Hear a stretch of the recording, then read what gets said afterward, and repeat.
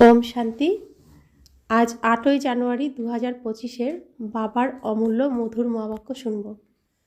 আজকের মুরলিতে বাবা বলেন, মিঠে মিঠে বাচ্চে, বাবার শ্রীমত তোমাদের 21 বংশ সুখ প্রদান করে। এমন অনুপম মত বাবা ব্যতীত কেউ দিতে পারে না। তোমরা শ্রীমত অনুযায়ী চলতে থাকো। তো 21 বংশ অর্থাৎ 21টা জন্ম আমরা শুধু সুখই পাব। তো এরকম অনুপম ভাগ্য ভগবান ছাড়া কেউ বানিয়ে দিতে পারে না। তার শ্রীমত অনুযায়ী চললে তবেই আমরা প্রাপ্ত করতে পারব। ওম শান্তি। আজকের মুরলির প্রশ্ন, নিজেকে রাজতিলক দেওয়ার জন্য সহজ পুরুষার্থ কি? উত্তর, প্রথমত নিজেকে রাজতিলক দেওয়ার জন্য বাবার দেওয়া শিক্ষা অনুযায়ী ভালোভাবে চলো। এতে আশীর্বাদ বা কৃপা করার কথা নেই। দ্বিতীয়ত, ফলফাদার করো, অন্যকে দেখবে না। মনমনা ভব এর দ্বারা নিজেই নিজেকে তিলক দেওয়া হয়। পড়াশোনা ও স্মরণের যাত্রা দ্বারাই তোমরা বেগার থেকে প্রিন্স হও। তো পড়াশোনা এই যে করছি ভগবানের কাছে, আর তাকে স্মরণ করলে তবেই আমরা এই যে এখন কাঙাল জীবন, এর থেকে আমরা কি হয়ে যাব? রাজকুমারী হয়ে যাব সত্যযুগে। আজকের মুরলির গীত ওম নমঃ শিবায়। ওম শান্তি। যখন বাবা আর দাদা ওম শান্তি বলেন তো তারা দুইবার তা বলতে পারেন, কারণ দুজনেই একত্রে আছেন। তো এই যে ব্রহ্মা বাবা, এর মধ্যে শিব বাবা প্রবেশ করেছেন, তো দুজনে একসঙ্গে আছেন, তাই না? তাই তারা দুজনে দুবার ওম শান্তি বলতে পারেন। আর আমরা কতবার বলি? 3 বার, কারণ আমার নিজের জন্যও বলতে হয় ওম শান্তি।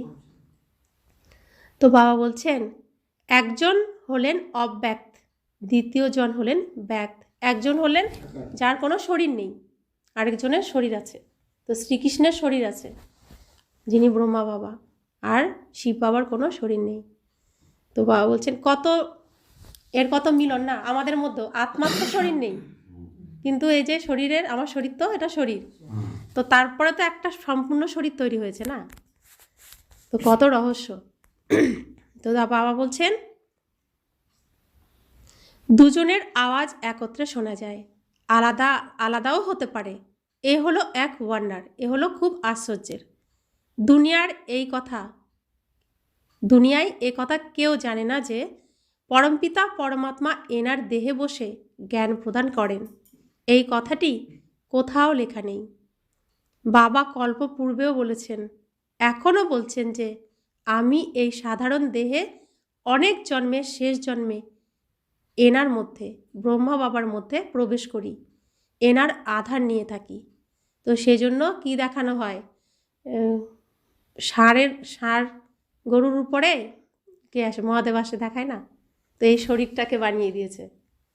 তো নাম কি দিয়েছে? নন্দী আর ফিরিঙ্গি। বলছে বলদের উপরে চড়ে আসে। তো ইনি কি ছিলেন?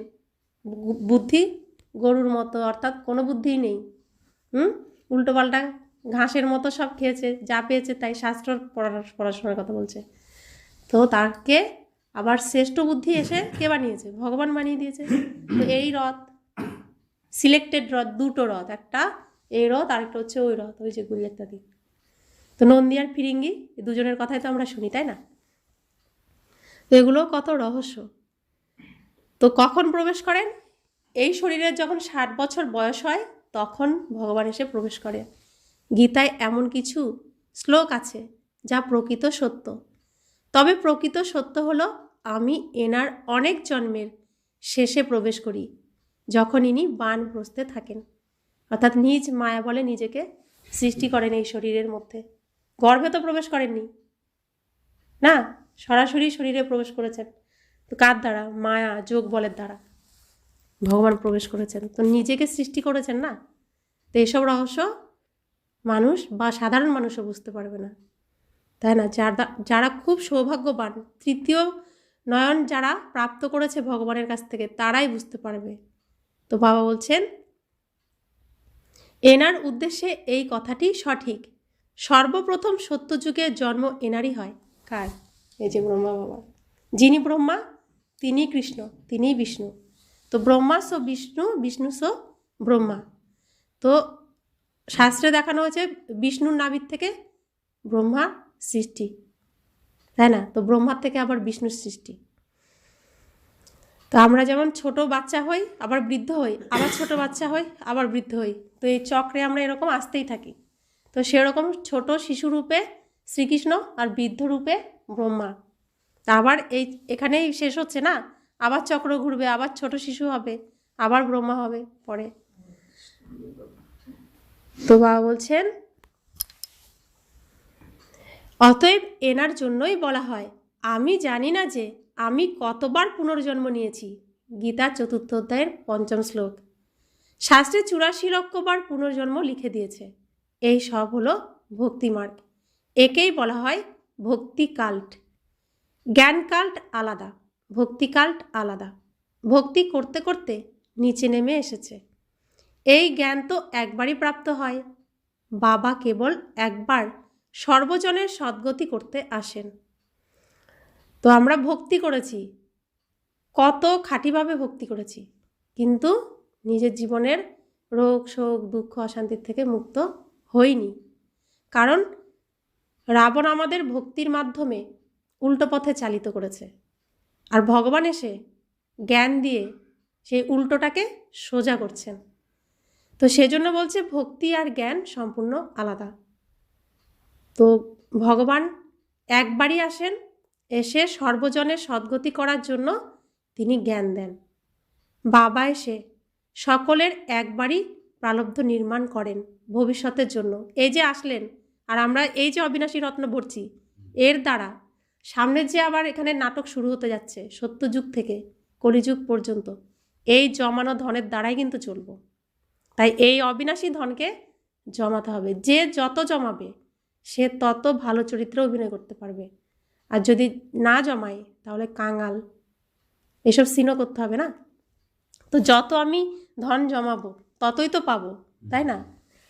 তো বাবা বলছেন তোমরা পড়াশোনা করছো ভবিষ্যতের নতুন দুনিয়ার জন্য। বাবা আসেন নতুন রাজধানী স্থাপন করার জন্য। তাই একেই রাজযোগ বলা হয়। এর গুরুত্ব অনেক।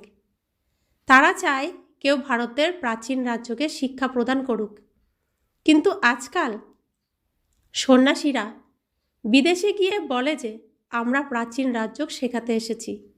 তখন তারাও শিখতে রাজি হয়, কারণ তারা ভাবে যোগের দ্বারা স্বর্গ স্থাপন হয়েছিল। তো অন্য ধর্মাবলম্বীরা তারা জানে যে যোগের দ্বারা স্বর্গ স্থাপন হয়, এই জ্ঞান তাদের আছে। তাই ভারতের থেকে কেউ যদি গিয়ে বলে তারা বিশ্বাস করে ফেলে। তো ভারতেই স্বর্গ স্থাপন হয়েছে না, সেই জন্য। তো বাবা বোঝান যোগ বলের দ্বারা তোমরা স্বর্গের মালিক হও। স্বর্গ স্থাপনা করেন বাবা, কোনো মানুষ করতে পারে না। আর যোগ বলের দ্বারা, বাহু বলের দ্বারা হবে না, যোগ বলের দ্বারা স্বর্গ স্থাপন হচ্ছে। বাবা বলছেন কিভাবে করেন সে কথা জানা নেই, কারোরই জানা নেই। এই রাজযোগের শিক্ষা একমাত্র আত্মাদের পিতা প্রদান করেন, দেহধারী মানুষ শেখাতে পারে না। এই রাজযোগ শুধু ভগবানই শেখাতে পারেন। আর এই ঈশ্বরীয় বিশ্ববিদ্যালয় ভগবান এসেই খোলেন, আর সেই ঈশ্বরীয় বিশ্ববিদ্যালয়ে রাজযোগ শেখানো হয়, যা কোনো মানুষ শেখাতে পারে না। আজকাল অ্যাডাল্টেশন, করাপশান তো অনেক আছে, তাই না? তাই বাবা বলেন আমি পতিতদের পবিত্র করি। তাহলে যে পতিতে পরিণত করে সেও আছে নিশ্চয়ই। তো বাবা আমাদেরকে পতিত থেকে, নোংরার থেকে সুন্দর করেন, পাবন করেন। তাহলে নোংরা করার জন্য কেউ আছে নিশ্চয়ই। এখন তোমরা নির্ণয় করো যথাযথভাবে এমনই আছে কি না। এবার নিজেরা ভেবে দেখো আমাদের নোংরা করার জন্য কেউ আছে কি না। আমি এসে সকল বেদ শাস্ত্র ইত্যাদির সার তত্ত্ব বুঝিয়ে বলি। তো ভগবান এসে ব্রহ্মাতনের দ্বারা, ব্রহ্মার মুখের দ্বারা আমাদেরকে বেদ শাস্ত্রের সমস্ত তত্ত্ব কথা, সার কথা বোঝাচ্ছেন। তো ব্রহ্মাকে কি দেখানো হয়েছে? সব শাস্ত্র হাতে নিয়ে বসে আছে, তো তার দ্বারা আমরা শুনছি না। তো তো তিনি না থাকলে তো আমরা শুনতে পারতাম না। তো বাবা বলছেন, জ্ঞানের দ্বারা তোমরা 21 জন্মের সুখ প্রাপ্ত করো। ভক্তি মার্গে হলো অল্পকালের ক্ষণিকের সুখ। এই হলো 21 বংশের সুখ, যা বাবা স্বয়ং প্রদান করেন। বাবা তোমাদের সদ্গতির জন্য যে শ্রীমত প্রদান করেন তা হলো সবচেয়ে অনুপম। ইনি শিব বাবা সকলের মন জয় করেন। যেমন এই জড় ও দিলওয়াড়া মন্দির আছে, এইটি হলো চৈতন্য দিলওয়াড়া মন্দির। তা আমরা যে এই যে যোগ তপস্যা করি, এর একটা মন্দির আছে দিলওয়াড়া মন্দির, জৈনদের মন্দির, রাজস্থানে। আর বাবা বলছে এটা আমরা যে রয়েছি এটা হচ্ছে চৈতন্য মন্দির। এখানে সত্যি সত্যি অসুর থেকে কি করা হচ্ছে, প্রথমে অসুর থেকে ব্রাহ্মণ বানাচ্ছে, ব্রাহ্মণের থেকে তারপরে দেবতা বানাচ্ছে না। তো এটা হচ্ছে দেবতা বানানোর বিশ্ববিদ্যালয়, স্কুল। এই ঈশ্বরীয় বিশ্ববিদ্যালয়ে পড়াশোনা করলে কি হবে, দেবী দেবতা হয়ে উঠবে, যা স্বয়ং ভগবান বানান। তো বাবা বলছেন, তোমাদের অ্যাক্টিভিটিগুলির অ্যাকুরেট চিত্রই বানানো হয়েছে। এই সময় তোমাদের অ্যাক্টিভিটি চলছে আর আমরা এখন বর্তমানে করছি, আর আমাদের স্মরণিক হিসেবে সেখানে মন্দির বানানো হয়েছে। দিলওয়ালা বাবাকে পেয়েছ। সকলের সদ্গতি করেন যিনি, সকলের দুঃখ হরণ করে সুখ প্রদান করেন। কত উঁচু থেকে উঁচুতে তার স্থান, এমনই গায়ন আছে। উঁচু থেকে উঁচুতে হলো ভগবান শিবের মহিমা। যদিও চিত্রগুলিতে শঙ্কর ইত্যাদির সম্মুখে শিবের চিত্র দেখানো হয়েছে। তো মন্দিরে উপরে থাকে শঙ্করের অর্থাৎ শরীরধারী মহেশ্বর অর্থাৎ মহাদেবের মূর্তি, আর নিচে থাকে শিবলিঙ্গ মাটির মধ্যে। তা আমাদের বাবা কত নিরহংকারী না, সন্তানকে উচ্চস্থানে রাখে, নিজে নিচে থাকে, সন্তানকে আগে রাখে, নিজে পিছনে থাকে।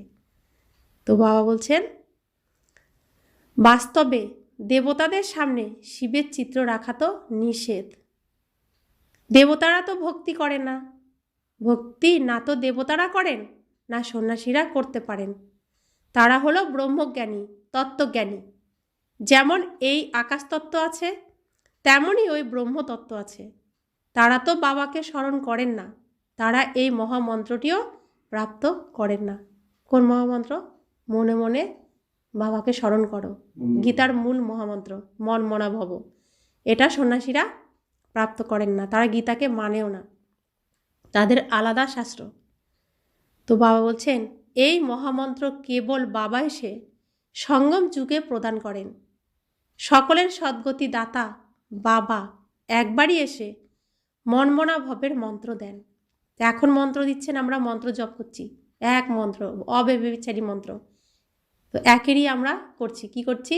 আত্মা স্মরণ করছি পরমাত্মাকে, বিন্দু বিন্দুকে স্মরণ করছি।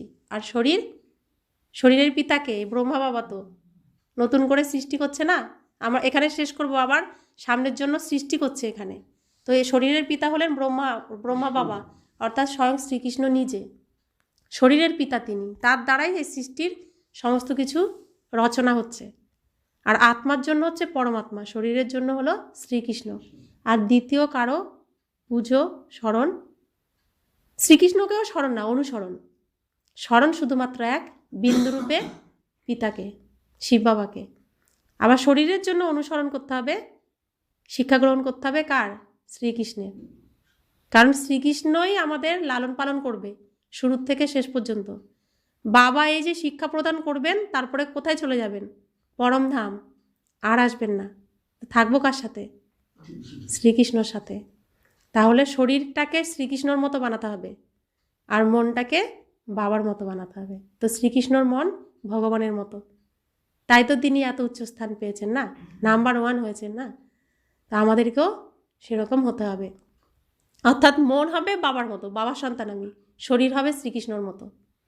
তো কত রহস্য না, আর করতেও হবে এটা, তবে আমরা শ্রীকৃষ্ণর সাথে থাকতে পারবো, আসতে পারবো, চলতে পারবো, তাই না? তো শ্রীকৃষ্ণর মূর্তি রয়েছে, তো আমরাও রয়েছি পাশে, এরকম যেন সবসময় যখন তিনি চৈতন্য রূপে থাকবে তখনও যেন থাকতে পারি, তাই না? তো এটাই তো আমাদের উদ্দেশ্য। তো বাবা বলছেন, সকলের সদ্গতি দাতা বাবা একবারই এসে মনমনা ভবের মন্ত্র দেন। বাবা বলেন, বাচ্চারা, দেহ সহ দেহের সব ধর্ম ত্যাগ করে নিজেকে অশরীরী আত্মা নিশ্চয় করে আমি পিতা, আমাকে স্মরণ করো। কত সহজ করে বোঝান। রাবণ রাজ্যের কারণে তোমরা সবাই দেহ অভিমানী হয়েছ। এখন বাবা তোমাদের আত্ম অভিমানী করছেন। তাহলে যখন আমি আত্মা, তখন আমার রূপ কি? আমি একদম হীরার মতো চকচকে শুদ্ধ পবিত্র। আমি সুখ স্বরূপ আত্মা, শান্ত স্বরূপ আত্মা, প্রেম স্বরূপ আত্মা, জ্ঞান স্বরূপ আত্মা, পবিত্র স্বরূপ আত্মা, শক্তি স্বরূপ আত্মা। এটা হলো আমার গুণ রূপ। যখন আমি দেহ, তখন আমি কি?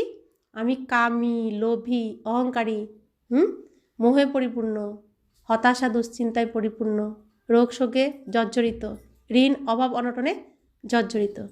তো এই দেহটাকে চিনিয়েছে কে? রাবণ। আর আত্মাকে চেনাচ্ছেন কে? পরমাত্মা, বাবা, আমাদের সত্য পিতা।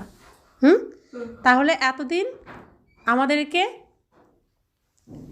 এই দেহের অর্থাৎ এই মাটির নিচে চাপা দিয়ে রেখেছিল আমি আত্মাকে, রাবণ।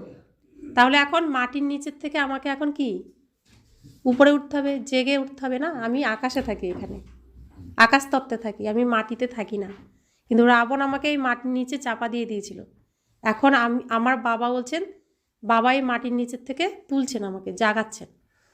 আমার প্রাণটা মানে যায় যায় অবস্থা ছিল, একটুখানি ছিল, টিকটিক করছিলাম। তো বাবা এসে এর মধ্যে কি করছে? জ্ঞানের ঘি দিচ্ছে না আমাদেরকে। এর দ্বারা আমরা কি হচ্ছি? শক্তি পাচ্ছি আর নিজে জেগে উঠছি, এই শরীরের মালিক হয়ে যাচ্ছি। এখন এতদিন ছিলাম এই শরীরের দাস, এখন আমরা কি হলাম? এই শরীরের মালিক। তো পিতা সবসময় বাচ্চাদের কি করে? উচ্চ স্থানই দেয়, আর সবসময় নিজের থেকেও ভালো রাখার চেষ্টা করে। আর পর কি করে? পায়ের নিচে দাবানোর চেষ্টা করে, দাস বানানোর চেষ্টা করে। তো রাবণ আমাদের তাই করেছিল। দেখুন, মিলছে না? তাহলে এখন বাবা বলছেন, রাবণ তো তোমাদেরকে মাটি বানিয়ে দিয়েছিল, এখন তুমি তোমার নিজের স্বরূপে আসো, নিজেকে আত্মা মনে করো। যত নিজেকে আত্মা মনে করব, নিজের গুণগুলো কি হবে? জাগরিত হবে, শক্তি আরও বাড়বে। আর দেহ মনে করলে আবার চাপা পড়ে যাব। আর এটাই তো গীতার প্রথম অধ্যায়ের কথা। তো এটা আমরা শুধু শুনেছি, মানিনি না। এখন করতে হবে, মানতে হবে, মেনে নিজেকে উপযুক্ত করতে হবে। আর গীতা যে সত্য, সেটাও আমাদেরকেই প্রমাণ করতে হবে। ভগবান আমাদের সিলেক্ট করেছেন। দেখুন, সবাই কি আসতে পেরেছে? এই কথা জানতে পারছে? আমরা জানতে পারছি। তো তিনি উপযুক্ত ভেবেছেন যে এই কথাগুলো আমার এই বাচ্চাকে শোনাবো, এরা আমার মান রাখবে, আমার এই কার্যে আমাকে সহযোগ দেবে, সফল করে দেবে। তাই তো আমাদেরকে নিয়ে এসেছেন না? তো কত সৌভাগ্য যে ভগবান আমাকে স্মরণ করেছেন, আর তার মান আমাকেই রাখতে হবে না? তো এই যে ভাগ্য পেয়েছি, এটাকেই সফল করতে হবে। তো বাবা বলছেন, নিজেকে আত্মা নিশ্চয় করে আমি পিতা, আমাকে স্মরণ করতে থাকো। তাহলে আত্মার ভিতরে যে খাদ পড়েছে সেসব বেরিয়ে যাবে। তো সোনা, আমি তো আত্মা সোনা, খাঁটি সোনা, শুদ্ধ পবিত্র, আর এটার উপরে মাটি চাপা দিয়ে দিয়েছে। তো সোনা, এই সোনার মধ্যে নোংরা জমে গেছে। তো রাবণ তো আমাকে নোংরার মধ্যে ফেলারই চেষ্টা করবে, মায়াকে রেখেছে এর জন্য। আর বাবা বলছে, তুমি আমার দিকে তাকিয়ে থাকো, একমাত্র আমার দিকে তাকাবে, অন্যদিকে তাকাবে না। অন্যদিকে তাকালে রাবণ মায়াকে রেখেছে, ধরে নিয়ে চলে যাবে। আর বাবার দিকে তাকালে রাবণ ধরতে পারবে না, বলবে এ ওর সন্তান, মায়া তুমি ছেড়ে দাও ওকে। আর যদি আমি চান্স দিই ওদিকে, তাহলে রাবণ বলবে এ তো আমার, নিয়ে এসো ওকে। তো রাম রাবণের যুদ্ধ এভাবে চলছে, যেটা আমরা এই স্থূল চোখে দেখতে পাবো না, এর দ্বারা দেখতে পাবো। বুদ্ধিরূপী নেত্র দিয়ে, তৃতীয় নয়ন দিয়ে আমরা দেখতে পাবো। তো বাবা বলছেন যে শতপ্রধান থেকে শততে এলে আত্মার গুণ বা কলা তো কম হয়।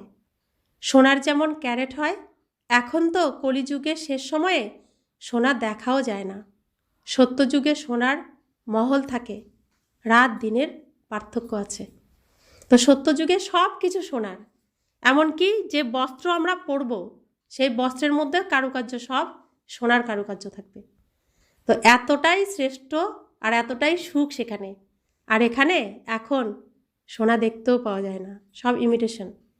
তো বাবা বলছেন কত রাত দিনের পার্থক্য। তার নামই হলো স্বর্ণযুগের দুনিয়া। সেখানে ইট পাথরের কাজ হয় না, বাড়ি ইত্যাদি তৈরি হয়, তো তাতেও সোনা রূপা ছাড়া অন্য কিছু থাকে না। সেখানে সায়েন্সের অনেক সুখ থাকে। এখানে সায়েন্স কি করে? অল্প সুখ দেয়, দুঃখ বেশি দেয়। আর সায়েন্সের দ্বারাই সত্যযুগ নির্মিত হবে, পুরোটাই সায়েন্সের দ্বারা। সায়েন্স যারা সায়েন্টিস্ট তারাই নির্মিত করবেন, কিন্তু সেই সায়েন্সের দ্বারা আমরা কি পাবো? সুখ পাবো। তো সত্যযুগের বিজ্ঞান সুখ প্রদানকারী, আর কলিযুগের বিজ্ঞান দুঃখ প্রদানকারী। তো বাবা বলছেন এইসবও ড্রামাতে নির্ধারিত রয়েছে। এই সময় সায়েন্স হলো অহংকারী, সত্যযুগে অহংকারী বলা হবে না। সেখানে তো সায়েন্সের দ্বারা তোমরা সুখ প্রাপ্ত করো। তো সত্যযুগ পুরোটাই সায়েন্স। আর যত সত্যযুগ আগাচ্ছে সায়েন্সের উন্নতি কত হচ্ছে, হ্যাঁ, কত এগুলো রহস্য। সায়েন্স আগে তো এত উন্নত ছিল না, এখন কেন? তো যত সত্যযুগ কাছে আসছে, তো সায়েন্সকে তৈরি করছে না ভগবান বাবা, কারণ ওরা তৈরি না হলে তো সত্যযুগ কে নির্মাণ করবে? তো এখানে যেমন 1 সেকেন্ডে কত কিছু হয়ে যায়, টাচ করলে পৃথিবী দেখতে পাই না, ওখানে এরকম এত পাওয়ারফুল হবে সত্যযুগে সব কিছু, আরও পাওয়ারফুল হবে। এখানে আমরা এখন কতটা গুণ ধারণ করেছি, সত্যযুগে 16 কলা থাকবে না, তো তার পাওয়ারও সেরকম থাকবে। তাই মানে একদিনেই একটা মহল বানাতে পারবে, এতটা পাওয়ার থাকবে সায়েন্সের। আরও উন্নতি হবে, আরও উন্নতি হবে, সায়েন্সের দ্বারাই সব কিছু হবে। তো বাবা বলছেন এখানে হলো অল্পকালের সুখ, তারপরে এর দ্বারাই ভয়ঙ্কর দুঃখ প্রাপ্ত হয়। অর্থাৎ সায়েন্স কি হবে? এই বিনাশের কারণ হবে, আর সত্যযুগে স্থাপনার কারণ হবে। বোমা ইত্যাদি সবই বিনাশের জন্য তৈরি করতেই থাকে। করছে কারা? সায়েন্স করছে না, বিজ্ঞান করছে না। বোমা তো তৈরি তো হতেই থাকছে না। তো বাবা বলছেন বোমা তৈরি করতে অন্যদের বারণ করে, নিজেরা তৈরি করতে থাকে। তো শান্তি স্থাপনের জন্য কমিটি আছে না বিশ্বের, তো তারা শান্তি সম্মেলন করে, বলে যে বোমা টোমা তৈরি করা যাবে না বা রাখা যাবে না বা এরকম, কিন্তু নিজের দেশের রক্ষার জন্য বানানো যাবে। কত রহস্য! এদিকে সম্মেলন করছে যে শান্তি স্থাপন করতে হবে, যে যুদ্ধ টুদ্ধ করা যাবে না, বোমা টোমা তৈরি করা যাবে না, কিন্তু নিজের রক্ষার জন্য করা যাবে। তো নিজের দেশের রক্ষার জন্য সবাই কি করছে? বিশাল বিশাল অস্ত্র মিসাইল তৈরি করে রাখছে। তো ভাবছে না যে এক দেশের থেকে আরেক দেশে ফেললাম মানে কি, এই পৃথিবীরই তো আমি বিনাশ করছি। রক্ষা কার থেকে করছি? কাকে? তো বিনাশই তো হবে না। তো এটাও এই নাটকের মধ্যে আছে সিন। তো বাবা বলছেন তারা জানে এই বোমার দ্বারা আমাদেরই মৃত্যু হবে, তা সত্ত্বেও বানাতে থাকে, অর্থাৎ বুদ্ধি ভ্রষ্ট হয়েছে। এইসব ড্রামাতে নির্ধারিত রয়েছে, না তৈরি করে থাকতে পারবে না। মানুষ বোঝে যে এই বোমার দ্বারা আমাদের মৃত্যু হবে, তবু কে ভিতর থেকে প্রেরণা দিয়েছে, করছে, তা জানা নেই। আমরা না বানিয়ে থাকতে পারি না, বানাতেই হয়। বিনাশও ড্রামাতে নির্দিষ্ট আছে। যতই কেউ শান্তি পুরস্কার দিক, কিন্তু শান্তি স্থাপন করেন একমাত্র বাবা। শান্তির সাগর বাবাই শান্তি, সুখ, পবিত্রতার উত্তরাধিকার প্রদান করেন। সত্যযুগে আছে অসীম জগতের সম্পত্তি, সেখানে তো দুধের নদী বয়ে যায়। বিষ্ণুকে ক্ষীরসাগরে দেখানো হয়, এইভাবে তুলনা করা হয়, কোথায় সেই ক্ষীরের সাগর আর কোথায় এই বিষের সাগর। আমরা এখন বিষের সাগরে হাবুডুবু খাচ্ছি, প্রত্যেকে বিষের জ্বালায় জ্বলছি, প্রত্যেকে। আর সত্যযুগে থাকবে ক্ষীরের সাগর, অর্থাৎ সবার মন থাকবে মাখনের মতো, সবাই সবাইকে সুখ দেবে, সুখই সুখ, সেখানে কত আনন্দ সব সময়। তো শ্রীকৃষ্ণের সাথে থাকবো না, তো সেখানে তো সুখই সুখ থাকবে। তো বাবা বলছেন ভক্তিমার্গে যদিও পুকুর ইত্যাদি বানিয়ে তার উপরে পাথর রেখে সেই পাথরে বিষ্ণুকে শয়ন করানো হয়, ভক্তিতে অনেক খরচ করা হয়, কত সময় নষ্ট, টাকা নষ্ট করে। দেবীদের মূর্তি কত খরচ করে তৈরি করে, সমুদ্রে ভাসান দেয়, তো টাকা নষ্ট হয়, তাই না? এ হলো পুতুল পূজা। তো রাবণ কি করেছে? কত বুদ্ধি, ক্রিটিক্যাল বুদ্ধি রাবণের। আমাদেরকে বলছে পূজা করো, তাহলে তোমাদের মুক্তি হয়ে যাবে, ভালো হবে। তা আমরা এই যে এখন অবিনাশী ধন সঞ্চয় করছি না, এটাই তো স্থূল ধন রূপে পাবো। যত আমরা এই ধন সঞ্চয় করব এখন, ততটাই আমি অর্থ সম্পত্তি পাবো। তো আমাদেরই সব থেকে ছিল বেশি। রাবণ এসে বলছে তোমরা এখন মন্দির করো, পুজো করো, তাহলে তোমাদের শক্তি চলে আসবে, বুদ্ধি ঢুকিয়েছে মায়াকে দিয়ে। তা আমরা কি করছি, সেই পথেই হেঁটেছি আর নিজের ভেতরে জমানো ধন দিতে থেকেছি। রাবণ কি করেছে, আমাদের থেকে নিয়ে তার যে বাচ্চা, তাকে যে ভালোভাবে মানে, তাকে দিতে থেকেছে। আর আমরা কাঙ্গাল হতে থেকেছি। দেবীর পূজা করেছি, শক্তিকে আহ্বান করেছি, মানে সব কিছু আহ্বান করেছি, আবার আমরাই বিসর্জন দিয়ে দিয়েছি। তো পেলাম না কিছুই। আমরাই তাকে প্রাণদান দিলাম, খাওয়ালাম দাওয়ালাম, আবার আমরাই তো তাকে মৃত্যুও দিয়ে দিলাম। তাহলে পেলাম কিছু? নিজের শক্তিটাকে কি করলাম, অর্থটাকে কি করলাম, সবটাই নষ্ট করে দিলাম। তো হয়ে গেল কি, পুতুল খেলা হয়ে গেল। আরও কি হলো তাতে, আমার শক্তি, অর্থ সব কিছু নষ্ট হলো। তো আমরা এখানে সমস্ত পুজোই করি, স্মরণ করি, কিন্তু মূর্তি পূজা করি না শুধু। তো ভগবান বলছে করলে সম্মান দিতে হবে। জলে ভাসিয়ে কি আমরা কোনো মানুষকে দিতে পারবো? তাহলে দেবীকে মা বলে স্বীকার করছি, আবার তাকে জলে কি করে ভাসিয়ে দিচ্ছি? আর রাবণ এগুলো আমাদের দিয়ে কত খারাপ খারাপ কাজ করিয়েছে না। তো বাবা বলছেন ওম শান্তি। এদের কারোর অকুপেশনের কথা কারোরই জানা নেই। তো দুর্গা পূজা করছি, তো কি কারণে করছি, তিনি কি কি কাজ করেছেন, লক্ষ্মী পূজা করছি, সব পূজা করছি, কিন্তু তাদের সম্পর্কে কোনো সঠিক ধারণা আমাদের নেই। আমরা শুধু ভালো হবে এটা ভেবেই করে গেছি, তাই না? এখন তোমরা কারো মন্দিরে যাও তো প্রত্যেকের অকুপেশন জানো। এখন কে দুর্গা, কে লক্ষ্মী, কে সরস্বতী, কিভাবে কি হয়েছেন সবটাই আমরা এখন জানি। বাচ্চাদের কোনো নিষেধ নেই কোথাও যাওয়ার, যাও মন্দিরে, ঘোরো ফেরো বোঝো, কোনো নিষেধ নেই।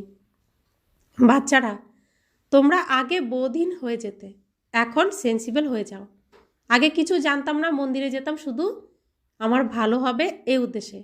আর এখন আমি যাব, শিব মন্দিরে গেলে আমি জানবো শিব বাবা এখানে কি করেছেন, লক্ষ্মীর মন্দিরে গেলে আমি জানবো লক্ষ্মী তিনি কিভাবে হয়েছেন, দুর্গার মন্দিরে গেলে আমি জানবো যে দুর্গা কিভাবে তিনি দুর্গা হয়েছেন, আমাদের জন্য কি কি করেছেন, সবটাই আমরা এখন জানি। সরস্বতীর কিভাবে তিনি সরস্বতী হয়েছেন, কি কি করেছেন, সব কিছুই আমরা এখন জানি। তো বাবা বলছেন তোমরা বলবে আমরা এনার 84 জন্মের কথা জানি। কার? শ্রীকৃষ্ণের মন্দিরে গেলেও আমরা তার 84 জন্মের কথা এখন জানি, সম্পূর্ণ জ্ঞান এখন আমাদের আছে। ভারতবাসীদের কৃষ্ণ জন্মের কথাও জানা নেই, কৃষ্ণের জন্ম কিভাবে হয়েছে সেটাও জানা নেই। শাস্ত্রে তো অন্যভাবে দেখানো হয়েছে, তাই না? তোমাদের বুদ্ধিতে সম্পূর্ণ নলেজ আছে, আর আমরা এখন জানি শ্রীকৃষ্ণের জন্ম কিভাবে হয়, কিভাবে হবে। নলেজ হলো সোর্স অফ ইনকাম, তো এই জ্ঞান হলো সোর্স অফ ইনকাম। বেদ শাস্ত্র ইত্যাদিতে কোনো এইম অবজেক্ট নেই। এখানে আমরা পড়াশোনা করতে এসেছি, আমাদের উদ্দেশ্য কি? উদ্দেশ্য কি এখানে পড়াশোনা করার? নর হবে নারায়ণ, নারী হবে লক্ষ্মী, আর পড়াশোনা শেষ করে আমরা এই বিশ্বের মালিক হব, এটা হচ্ছে উদ্দেশ্য। আর এতদিন যে আমরা শাস্ত্র পড়েছি, সৎসঙ্গে গেছি, সেখানে আমাদের কি উদ্দেশ্য ছিল? আমরা যে মন্দিরে গেছি কি উদ্দেশ্য ছিল? কি উদ্দেশ্যে যেতাম? শুনতে যেতাম ভালো হবে, আর কিছু? আর কিছু উদ্দেশ্য ছিল যে আমি ওখানে গেলে লক্ষ্মী হয়ে যাব, আমি ওখানে গেলে নারায়ণ হয়ে যাব, বা আমি কৃষ্ণের সাথে জন্মগ্রহণ করতে পারবো, কৃষ্ণের সমান হতে পারবো? জানতাম এগুলো কখনো? কিন্তু এখানে কি বিশ্বাস হয় তো আমি চেষ্টা করলে পারবো? হয় না? তো এটা হচ্ছে ভগবানের শক্তি, তাই না? তো এখানে উদ্দেশ্য আছে। আর ভক্তি আমরা যে শাস্ত্রের দ্বারা করতাম সেগুলো বানিয়েছে রাবণ, আমাদেরকে লক্ষ্য থেকে লক্ষ্য ভ্রষ্ট করে দিয়েছে। আর ভগবান এসে আমাদেরকে লক্ষ্য দিয়েছেন যে তোমাকেই নারায়ণ হতে হবে, তোমাকেই লক্ষ্মী হতে হবে। এতদিন বলেছ আমি ভালোবাসি, ভালোবাসার প্রমাণ এখন দিতে হবে। বাবা বলছেন স্কুলে সর্বদা এইম অবজেক্ট থাকে, এই পড়াশোনার দ্বারা তোমরা খুব বিত্তবান হও। তো যে কোনো স্কুলে পড়ি, ইঞ্জিনিয়ারিং স্কুলে পড়লে ইঞ্জিনিয়ার হব, ডাক্তারি স্কুলে পড়লে ডাক্তার হব, উকিলের স্কুলে পড়লে উকিল হব। তো আমরা এখন কোন স্কুলে পড়ছি? ঈশ্বরীয় বিশ্ববিদ্যালয়ে পড়ছি, ভগবানের স্কুলে পড়ছি। তাহলে আমরা কি হব? ভগবান ভগবতী হয়ে যাব। সার্টিফিকেট তো ভগবান ভগবতীর দেবে। তো লক্ষ্মীনারায়ণকে ভগবান ভগবতী বলা হয় না? তারা তো নাম্বার 1, সব থেকে ভালো রেজাল্ট করেছে শ্রীকৃষ্ণ আর রাধা, তাই জন্য তারা লক্ষ্মীনারায়ণ ভগবান ভগবতীর সার্টিফিকেট পেয়েছে, তাই জন্য আমরা তাদেরকে ভগবান বলি। তো আমরাও যদি সেরকম হতে পারি তা আমাদেরও সেরকমভাবেই পুজো হবে, ভগবান বলবে আমাদেরকে। কিন্তু উপরে সেজে গুজে না, ভিতর থেকে সেজে গুজে হতে হবে। তো জ্ঞানের দ্বারা হয় সদ্গতি, এই জ্ঞানের দ্বারা তোমরা সম্পত্তিবান হও। যত এই জ্ঞান আমার বুদ্ধিতে থাকবে তত আমার এখানেও আমি প্রাপ্ত করব, আর সত্যযুগ থেকে কলিযুগের শেষ পর্যন্ত এই ধনের দ্বারাই চলব। তো যত পারো জমিয়ে নাও অবিনাশী ধন। তো বাবা বলছেন তোমরা কোনো মন্দিরে গিয়ে চট করে বুঝবে এটি কার স্মরণিক মূর্তি। যেমন দিলওয়াড়া মন্দির রয়েছে, ওটা হলো জড়, এ হলো চৈতন্য। হুবহু এখানে বৃক্ষে যেমন দেখানো হয়েছে তেমন মন্দির তৈরি আছে, নিচে তপস্যারত, উপরে ছাদে সম্পূর্ণ স্বর্গের চিত্র। অনেক খরচ করে বানানো হয়েছে।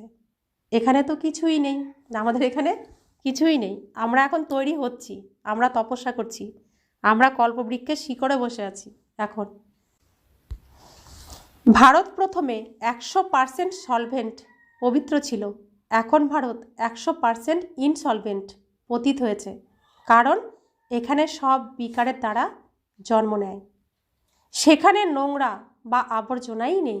সত্যযুগে সব যোগ বলের দ্বারা হয়, শারীরিক কোনো ব্যাপার থাকে না সত্যযুগ ত্রেতা যুগে, আর এখানে সব হচ্ছে শরীর দিয়ে হয়। তো বাবা বলছেন গরুর পুরাণে কিছু গালগল্প কথা এই জন্য লেখা আছে যাতে মানুষ কিছুটা শোধরায়, কিন্তু ড্রামাতে মানুষের সঠিক হওয়ার কথা নেই। এখন ঈশ্বরীয় স্থাপনা হচ্ছে, ঈশ্বর স্বর্গে স্থাপনা করবেন, তাই না? তাকেই হেভেনলি গডফাদার বলা হয়। বাবা বুঝিয়েছেন যে ওই লোক লস্কররা যে লড়াই করে তা তারা সব কিছু করে রাজা রানীর জন্য। এখানে তোমরা মায়ার উপরে বিজয় লাভ করো নিজের জন্য। তো বিদেশেও যুদ্ধ, একের উপরে একে রাজত্ব করব এই ভেবে। এখানে আমরা কারো কিছু ছিনিয়ে নেব, কারোর কিছু নিয়ে নেব, এরকম মানসিকতা আমাদের নাকি? বাবা কি শেখাচ্ছেন? সবাইকে দিতে থাকো, সবাইকে দিতে থাকো। নেওয়ার কথা তো বাবা বলছেন নেবে না, দেবে। তো কার জন্য করছি আমরা? নিজের জন্য করছি। আমি এসেছি আমার জন্য, আমি যতটা করব আমার জন্য, এর দ্বারা আমি প্রাপ্ত করব, আমার ভাগ্য তৈরি করছি আমি, তাই না? তো বাবা বলছেন যত করবে তত পাবে। তোমাদের প্রত্যেককে নিজেদের তন মন ধন ভারতকে স্বর্গে পরিণত করতে খরচ করতে হয়। যত করবে ততই উঁচু পদমর্যাদা প্রাপ্ত করবে। এখানে থাকার তো কিছুই নয়, এখানকার জন্যই গায়ন আছে। কারো সব যাবে ধুলোয় মিশে, কারোরটা রাজা খাবে। এখন বাবা এসেছেন তোমাদের রাজ্যভাগ্য প্রদান করতে। তো এখন এখানে তো কিচ্ছুই থাকবে না, যত বড়ই মহল হোক আর যত ব্যাংক ব্যালেন্স থাকুক, যাই করি না কেন, মাটির নিচে রাখি, আকাশে রাখি, যেখানেই রাখি, থাকবে না কিছুই। তাহলে কেন না আমি শিব বাবার ব্যাংকে জমা রাখি, সফল করি, তো আমি এর রিটার্নে সত্যযুগে পেয়ে যাব। তো তন মন ধন সবটাই প্রয়োজন, শরীরও চাই, মনও চাই, ধনও চাই। তো সত্যযুগে গেলাম, সুস্থ শরীর পেলাম, কিন্তু ধন নেই, লাভ কি? ধন পেলাম, সুস্থ শরীর নেই, লাভ কি? ধনও পেলাম, সুস্থ শরীরও পেলাম, মন নেই, লাভ কি? অনেকের অনেক টাকা পয়সা থাকে, বাড়ি গাড়ি থাকে, কিন্তু সাধারণভাবে চলাফেরা করে, ভোগ করে না, আছে না? মন নেই, তো লাভ নেই। তাই তনও চাই, মনও চাই, ধনও চাই। তো তন মন ধন সবটাই আমি এখন শিব বাবার ব্যাংকে জমা রাখবো।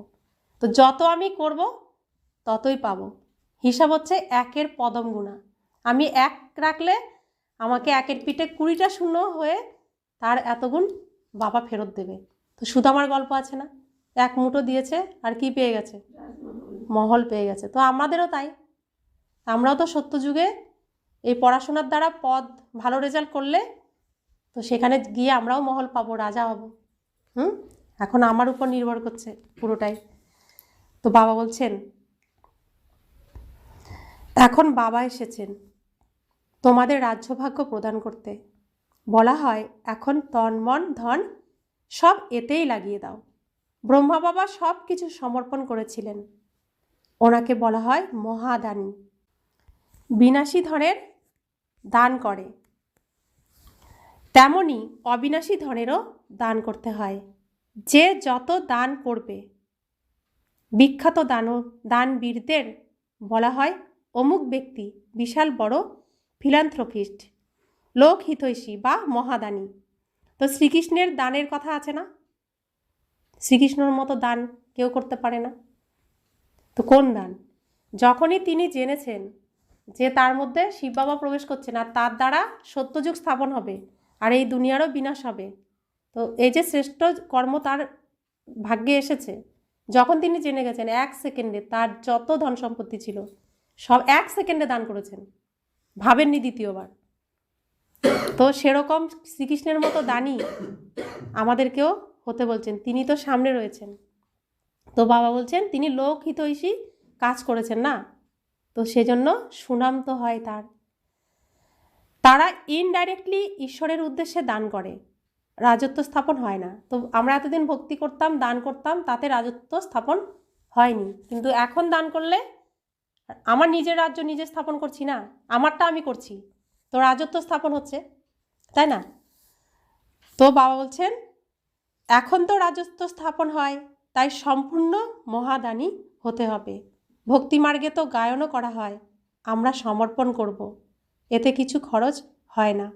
গভর্নমেন্টের কত খরচ হয়? এখানে তোমরা যা কিছু করো সবই নিজের জন্য। এখানে আমি যেটুকুই করব, তনের সেবা দেব তো আমি সুস্থ শরীর পাবো, মনের সেবা দেব তো আমি খুব উচ্চ সুন্দর মন পাবো, ধনের সেবা দেব তো আমি স্থূল ধনও সেভাবেই পাবো, মহল পাবো, সব পাবো। তো বাবা বলছেন তারপরে 8-এর মালায় এসো, বা 108-এর বা 16,108-এর মালায়। তো যত দান দেব, তো 8-এর মালা অর্থাৎ 8-এর মালা অর্থাৎ 108-এর মালা, 16,108-এর মালা অর্থাৎ এই যে স্টেজটা আবার নতুন করে তৈরি হচ্ছে, নতুন নাটক শুরু হবে। তো ওই নাটকের প্রথম সিনে কে আসবে? শ্রীকৃষ্ণ, তারপরে রাধা আসবে, তারপরে কারা আসবে? 8 জন তাদের সখী বন্ধুবান্ধব তারা আসবে। সেই 8-এর তাদের সখী, তাদের বন্ধুবান্ধব যারা সিনে আসবে, সেখানে আমি যাতে পৌঁছাতে পারি।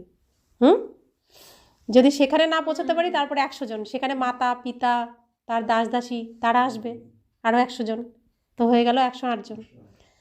তারপরে হলো রাজা লাগবে, তার রাজ্য লাগবে না, রাজা লাগবে, তো 16,000 জন রাজা হবে। তো এগুলো হচ্ছে পোস্ট পজিশন, তো আমাকে এই পজিশনগুলো নিতে হবে, ঠিক আছে? তো বাবা বলছেন পাস উইথ অনার হতে হবে, এমন যোগ বল জমা করো যাতে কর্মাতীত অবস্থা প্রাপ্ত হয়, তখন কোনো দণ্ডভোগ করতে হবে না, কোনো দণ্ডভোগ থাকবে না। আমি যদি এই পোস্ট পজিশনে আসতে পারি, অর্থাৎ পুরো শ্রীকৃষ্ণ সমান হলে তবেই তো আসতে পারবো, এই পোস্ট পজিশনগুলো পাবো, সিনেমার সিনে আসতে পারবো, তাহলে আমার কোনো শাস্তি থাকবে না এখানে, মানে মায়া আমার কাছে আসবে না। মায়াই তো এসে পরিস্থিতি বানায়, কেন বানায়? আমাকে তৈরি করার জন্যই বানায়। তো এই দণ্ডগুলো আমি আর এখানে ভোগ করব না। তোমরা সবাই হলে যোদ্ধা, তোমাদের যুদ্ধ হলো রাবণের সঙ্গে, মানুষের সঙ্গে নয়। মানুষ তো প্রত্যেকেই আত্মা, মানুষের মধ্যে আত্মা রয়েছে, আত্মার সঙ্গে আমার কি সম্পর্ক? ভাই ভাইয়ের সম্পর্ক। যুদ্ধ কার সাথে? মানুষের ভিতরে যে বিকারগুলো রয়েছে, যে ভূতগুলো রয়েছে, আমরাও যে ভূতের মধ্যে একদিন বন্দী ছিলাম, তো তাদের সঙ্গে আমাদের লড়াই, তাদেরকে মুক্ত করতে হবে, দুষ্টের দমন করতে হবে। আর ভেতরে যে দেবী দেবতা রয়েছে তার পালনা দিতে হবে। তো দুষ্টের দমন, সৃষ্টের পালন, এর জন্য তো ভগবান আমাদের সৃষ্টি করেছে। আমরা সেই যুদ্ধ করছি। গালি দাও দাও, বদনাম করো করো, না আমি তো তবুও তো দুষ্টুকে বধ করব। সৃষ্টি যে দুষ্টু তাকে তো বধ করবো, অসুরগুলোকে বধ করব। তো আমাদের তো সৃষ্টি করেছে এর জন্য, দুষ্টের দমন করার জন্য, সৃষ্টের পালন করার জন্য। এটাই আমার কাজ, এটাই আমার কর্ম, এটাই তো শ্রেষ্ঠ কর্ম। তো এটা এমনি এমনি কি ভগবান বানিয়েছে নাকি? তো এটাই শেষ পর্যন্ত আমার শ্রেষ্ঠ কর্ম থাকবে। তো এই শ্রেষ্ঠ কর্মের দ্বারাই আমি কি হব? সত্যযুগে শ্রীকৃষ্ণর কাছে যেতে পারবো। শ্রীকৃষ্ণ নিজেও তো এই একই কাজ করেছেন, আমাকেও সেই একই কাজ করতে হবে। কেউ গালি দিলে তাকে প্রেম দাও, অশান্তি করতে আসলে তাকে শান্তি দাও, দুঃখ দিতে আসলে তাকে সুখ দাও। তো তাকে দিতে থাকো, দিতে থাকো, দুষ্টুগুলোকে দিয়ে দাও, তো তারা দমন হয়ে যাবে। এটাই তো ভগবান শেখাচ্ছেন আমাদেরকে, এটাই তো আমাদের করতে হবে, তবে তো আমি শ্রীকৃষ্ণপুরীতে যেতে পারবো। তো বাবা বলছেন ফেল করার কারণে 16 থেকে 2 কলা কম হয়ে গেছে, ত্রেতা যুগকে 2 কলা কম সেমি স্বর্গ বলা হবে। তো এখানে পাশ করলে তবেই আমি সত্যযুগে যেতে পারবো, আর যদি ফেল করি তবে ত্রেতা যুগে যাব। আমার নাম্বার অনুযায়ী আমি যেতে পারবো। তো সত্যযুগে যাওয়ার সিট কতটা আছে জানেন? 9 লাখ, মাত্র 9 লাখ যেতে পারবে সত্যযুগে। আর 9 লাখই 16 কলা সম্পূর্ণ হবে। 16 কলা সম্পূর্ণ না হলে আমরা যেতে পারবো না সত্যযুগে। তো বাবা বলছেন পুরুষার্থ তো করা উচিত, বাবাকে পুরোপুরি ফলো করার পুরুষার্থ করতে হবে। এতে মন বুদ্ধির দ্বারা সমর্পিত হতে হয়। বাবা এই সব কিছু তোমার, বাবা বলবেন সার্ভিসে লাগাও, আমি তোমাদের যে মত প্রদান করি সেই কাজ করো, ইউনিভার্সিটি খোলো, সেন্টার খোলো, অনেকের কল্যাণ হয়ে যাবে। শুধু এই মেসেজ দিতে হবে, বাবাকে স্মরণ করো আর অবিনাশী উত্তরাধিকার প্রাপ্ত করো। মেসেঞ্জার পয়গম্বর বাচ্চারা তোমাদেরকেই বলা হয়, সবাইকে এই মেসেজ দাও যে বাবা ব্রহ্মার দ্বারা বলেন যে আমাকে স্মরণ করো, তাহলে তোমাদের বিকর্ম বিনাশ হবে, জীবন মুক্তি প্রাপ্ত করবে। এখন হলো জীবন বন্ধ, আমরা প্রত্যেকে এখন বন্ধনে রয়েছি, তারপরে জীবন মুক্ত হবে। সত্যযুগে প্রত্যেকের জীবন মুক্ত, কোনো বন্ধন থাকবে না। বাবা বলেন আমি ভারতেই আসি, রচিত এই ড্রামা হলো অনাদি, কবে তৈরি হয়েছে কবে শেষ হবে সে প্রশ্ন উঠতে পারে না। এই ড্রামা তো অনাদি, চলতেই থাকে। এই যে নাটকটা এখন শেষ হতে যাচ্ছে, আবার শুরু হবে, আবার চলবে, আবার শেষ হবে, এটা চলতেই থাকে, এর শুরু শেষ এর কোনো হিসেব নেই। আত্মা এক সূক্ষ্ম বিন্দু স্বরূপ, তাতে এই অবিনাশী পাঠ নিহিত রয়েছে। তো যে সূক্ষ্ম আত্মাকে এই স্থূল চোখে দেখা যায় না, এর মধ্যেই এই নাটকের প্রত্যেকটা সিন রয়েছে। আমরা সত্যযুগ থেকে কলিযুগ পর্যন্ত এই এখন যেটা হচ্ছে এটা রেকর্ডিং হচ্ছে, আর ওই সিনেমাটা এখানে এই স্টেজে দেখানো হবে। তো আত্মার মধ্যে সব রেকর্ডিং হচ্ছে, শরীর তো বিনাশ হয়ে যাবে না। তো ভাবুন আত্মার কত শক্তি। তো বাবা বলছেন এ হলো কত গুজ্জ কথা, স্টাররূপী ক্ষুদ্র বিন্দু স্বরূপ মায়েরা এখানে কপালে বিন্দি বা তিলক করে। এখন তোমরা বাচ্চারা পুরুষার্থ দ্বারা নিজেই নিজেকে রাজ তিলক প্রদান করছো। এখন আমাদের যে তিলক, এটা কি দেখা যাচ্ছে? আমি আত্মা এখানে হীরার মতো চকচক করি, তারার মতো ঝলমল করি, তো তিলক লাগাচ্ছি নিজে নিজেকে। তো বাবা বলছেন এখন তোমরা বাচ্চারা পুরুষার্থ দ্বারা নিজেই নিজেকে রাজতিলক প্রদান করছো। তোমরা বাবার শিক্ষা অনুযায়ী ভালোভাবে চললে তোমরা নিজেদেরকে রাজতিলক প্রদান করো, এমন নয় এতে আশীর্বাদ বা কৃপা প্রাপ্ত হবে। তোমরাই নিজেদেরকে রাজতিলক প্রদান করো, প্রকৃতরূপে এ হলো রাজতিলক। ফলফাদার করার পুরুষার্থ করতে হবে, অন্যদের দেখাবে না বা দেখবেও না। এ হলো মনমনা ভব, যার দ্বারা নিজেকে আপনা থেকেই তিলক দেওয়া হয়, বাবা দেন না। এ হলোই রাজযোগ। তোমরা বেগার টু প্রিন্স হও, তোমরা কাঙাল থেকে রাজকুমার হয়ে যাও। সুতরাং কত ভালোভাবে পুরুষার্থ করা উচিত, তারপরে ব্রহ্মা বাবাকেও ফলো করতে হবে। এসব তো বুঝবার কথা। পড়াশোনার দ্বারা উপার্জন হয়, যত যোগ করবে তত ধারণা হবে। যোগই হলো পরিশ্রম। তাই ভারতের রাজযোগের গায়ন রয়েছে, বাকি গঙ্গা স্নান করতে করতে তো আয়ু শেষ হলেও পবিত্র হতে পারবে না। ভক্তিমার্গে ঈশ্বরের উদ্দেশ্যে গরিবদের দান করা হয়। তো আমরা গঙ্গা স্নান করলে আমাদের শরীর পরিষ্কার হবে, আত্মা কি পরিষ্কার হবে? পরিষ্কার হবে না। আত্মাকে পরিষ্কার করার জন্য এই জ্ঞান গঙ্গা চাই, তবে আত্মা পরিষ্কার হবে। তো বাবা বলছেন, আমরা তো ভক্তি যখন করতাম ঈশ্বরের উদ্দেশ্যে কত দান করতাম, গরিবদের দান করা হতো। এখনও গঙ্গা স্নানে গেলে অনেকে বসে থাকে দান নেওয়ার জন্য, তাদের দান করা হয়। এখানে যদিও স্বয়ং ঈশ্বর এসে গরিবদেরকেই বিশ্বের বাদশাহী প্রদান করেন। এখানে এই গঙ্গায় আমরা স্নান করছি, আর আমাদেরকেই ভগবান আমাদেরকে দান করছেন, তাই না? আমরা ভগবানকে কি দান করব? তিনিই তো আমাদেরকে দিচ্ছেন। তো বাবা বলছেন, তিনি তো দীননাথ, তাই না? ভারত যে 100% সলভেন্ট ছিল, এই সময় সেই ভারত 100% ইনসলভেন্ট হয়ে গেছে। দান সর্বদা গরিবদের করা হয়। বাবা খুব উচ্চ স্থান প্রদান করেন, এমন বাবাকে অপশব্দ বলে দেয়। এমন বাবাকে, শিব বাবাকে গালি দেয়, নুড়ি পাথর কণায় সব জায়গায় নাকি পড়ে আছে। বাবা বলেন, এমনভাবে যখন গ্লানি করে তখন আমাকে আসতে হয়, এও ড্রামাতে নির্ধারিত রয়েছে। ইনি হলেন বাবাও এবং টিচারও। শিখ ধর্মের লোকেরা বলে সদ্গুরু অকাল, অর্থাৎ সৎ শ্রী অকাল, যিনি যাকে কাল খেতে পারে না। যদিও ভক্তিমার্গে গুরু তো অনেক আছে, কালের তখ্ত কেবল এটাই প্রাপ্ত হয়।